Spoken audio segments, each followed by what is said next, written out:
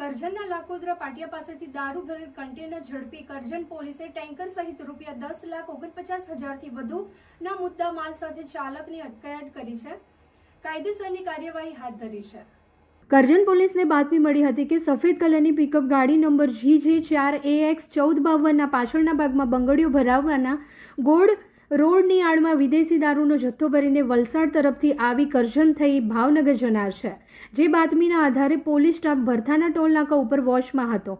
તે દરમિયાન બાતમીવાળી પિકઅપ ગાડી આવતા ઊભી રાખી ચેક કરતા ગાડીના બંગડીઓ ભરાવાના ગોળ રોડ ભરેલ હોય જે હટાવી જોતા પિકઅપ ગાડીની અંદરના ભાગરૂપે રૂપિયા 5,44,320ની કિંમતની 2304 વિદેશી દારૂની બોટલો મળી આવી હતી. પોલીસે પિકઅપ ગાડી તેમજ દારૂ મળી કુલ રૂપિયા 10,49,320ના મુદ્દામાલ સાથે ચાલકની ધરપકડ કરી કાયદેસરની કાર્યવાહી હાથ ધરી હતી.